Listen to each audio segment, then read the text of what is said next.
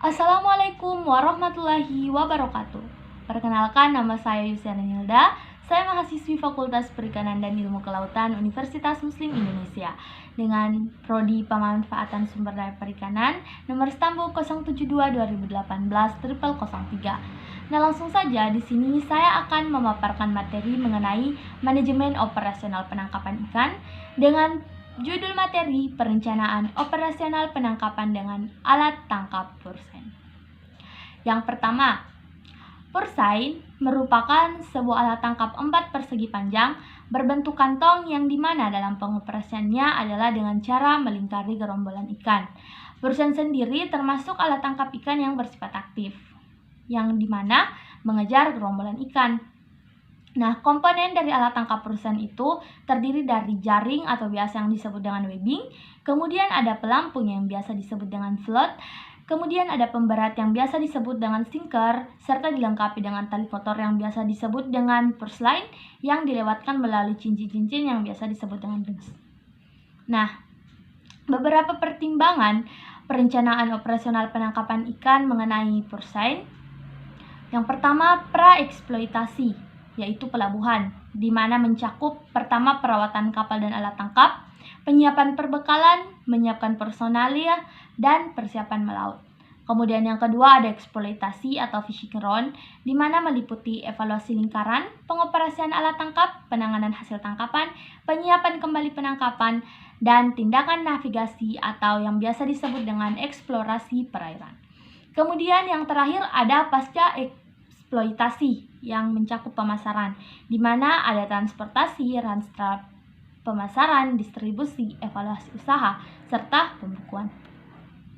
Pertama kita masuk pada praeksploitasi atau pelabuhan. Nah, perawatan kapal dan alat tangkap. Perawatan kapal itu sebuah usaha untuk memperpanjang umur ekonomis kapal. Nah, demikian pula dengan perawatan alat tangkap.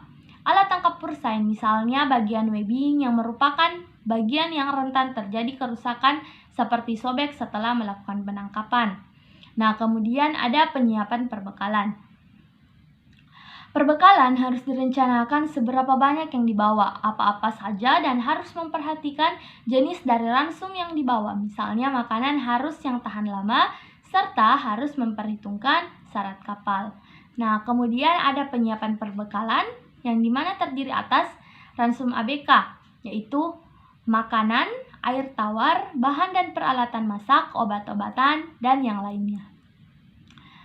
Kemudian ada menyiapkan personalia. Nah, semua personil atau personalia harus dipersiapkan sebelum berangkat. Karena personalia adalah semua orang yang ada di kapal, yaitu untuk mengoperasikan kapal. Nah, personalia adalah anak buah kapal yang terdiri atas jabatan paling tinggi, yaitu nahkoda, sampai jabatan paling rendah, yaitu ABK biasa. Nah, kemudian persiapan melaut. Sebelum berangkat, semua urusan administrasi harus selesai dan mendapatkan izin melaut oleh pihak pelabuhan. Demikian pula dengan persiapan teknis kapal harus dalam kondisi baik karena menyangkut keselamatan jiwa manusia yang menjadi ABK yang ada di atas kapal. Nah, kemudian kita masuk pada tahap eksploitasi, yaitu fishing ground. Nah, yang pertama ada evaluasi lingkungan. Setelah fishing ground ditemui, baik dengan menggunakan alat penentuan gerombolan ikan maupun dengan cara-cara tradisional dengan memperhatikan perubahan alam, ada beberapa hal yang harus dipersiapkan atau direncanakan. Nah, apa saja? Nah, yang pertama ada ABK bagian juru haluan, yaitu menyangkut kondisi perairan. Kemudian yang kedua ada ABK bagian juru lampung dan batu, yaitu menyangkut setting dan hauling alat tangkap. Nah, yang ketiga ada ABK bagian juru sampan, yaitu menentukan waktu pelingkaran jaring hingga selesai hauling. Nah, yang terakhir ada ABK biasa, yaitu membantu setting dan hauling jaring. Nah, kemudian pengoperasian alat tangkap. Alat tangkap pursein dalam pengoperasiannya adalah dengan melingkari gerombolan ikan dan merupakan alat tangkap yang bersifat aktif. Nah, persiapan pengoperasian alat tangkap meliputi yang pertama, menaikkan rumpon ke atas geladak kapal. Yang kedua, mempersiapkan jaring pada posisi siap tebar atau siap setting. Nah, dan yang terakhir, mempersiapkan juru mudi, juru sampan, juru haluan, juru lampung, dan batu pada tugas dan posisinya. Nah, Kemudian ada penanganan hasil tangkapan. Setelah kapal pursain selesai hauling, maka ikan-ikan yang ada di geladak kapal itu dilakukan handling atau yang biasa disebut dengan penanganan. Nah, baik ikan-ikan itu berukuran kecil maupun ikan yang berukuran besar. Nah, ikan-ikan sesaat setelah hauling sesegera mungkin dimasukkan ke dalam palka, mengingat ikan yang memiliki sifat cepat mengalami penurunan nilai mutu atau biasa disebut dengan perishable food. Nah, ikan-ikan yang didapat ketika melebihi kapasitas muat segera mungkin dijual kepada kapal penampung. Nah, kemudian ada penyiapan kembali penangkapan.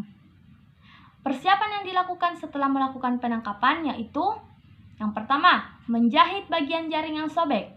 Yang kedua, peristirahatan untuk ABK, kemudian pemasangan rumpon, dan yang terakhir mengumpulkan gerombolan ikan sampai kembali melakukan penangkapan.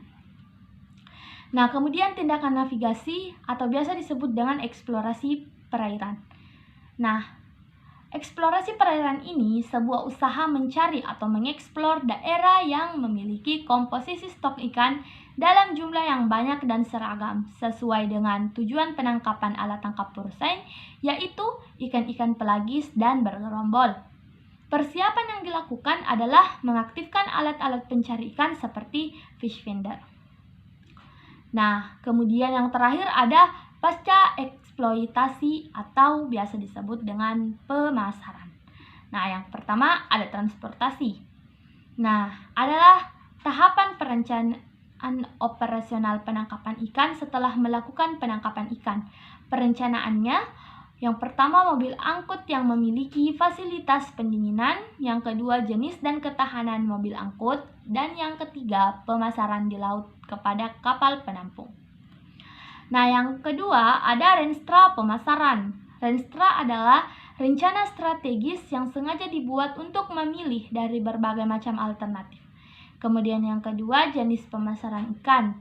Nah, yang pertama pemasaran lelang di pelabuhan, yang kedua pemasaran produk perikanan segar, kemudian yang terakhir pemasaran produk pengolahan perikanan yang memiliki nilai tambah dari ikan sebelum diolah itu. Nah, kemudian ada distribusi. Distribusi itu apa? Nah, distribusi sendiri ini adalah penyebaran produk perikanan, baik itu produk perikanan yang segar maupun dalam bentuk olahan ikan. Nah, di mana produk perikanan ini disebar ke daerah-daerah yang memiliki nilai permintaan tinggi, baik distribusi di dalam negeri maupun distribusi yang dilakukan di luar negeri. Nah, kemudian ada tipe-tipe distribusi. Yang pertama ada yang disebut dengan distribusi regional, yang kedua ada distribusi nasional, dan yang terakhir ada distribusi internasional. Nah, kemudian ada evaluasi usaha. Apa sih evaluasi usaha itu? Evaluasi usaha itu adalah sebuah kegiatan yang dilakukan untuk menilai kembali usaha-usaha yang telah dilakukan. Apakah usaha tersebut mendapatkan keuntungan atau malah mendapat kerugian? Nah, kemudian ada evaluasi meliputi yang pertama, peninjauan kembali modal yang dikeluarkan, yang kedua, peninjauan kembali produksi yang didapatkan, yang ketiga, perhitungan kelayakan usaha, dan yang terakhir, membuat strategi perencanaan penangkapan untuk trip penangkapan selanjutnya. Nah, dan ada pembukuan. Pembukuan yaitu tahapan akhir setelah semua kegiatan usaha penangkapan ikan dilakukan. Nah, apa sih tujuan dari pembukuan ini? Nah, tujuan pembukuan ini yang pertama, sebagai bukti adanya kegiatan penangkapan. Yang kedua, sebagai evaluasi kegiatan penangkapan. Dan yang ketiga, sebagai pertimbangan bagi pemilik usaha untuk melanjutkan usaha. Yang keempat, ada penilaian keuntungan. Dan selanjutnya ada dasar pengkajian stok. Dan yang terakhir sebagai dasar pencarian nilai subsistem PDRB. Nah, mungkin cuma itu presentasi dari saya. Kurang dan lebihnya mohon dimaafkan. Wabillahi taufiq wal hidayah. Wassalamualaikum warahmatullahi wabarakatuh. Salam alat tangkap, badai pasti berlalu.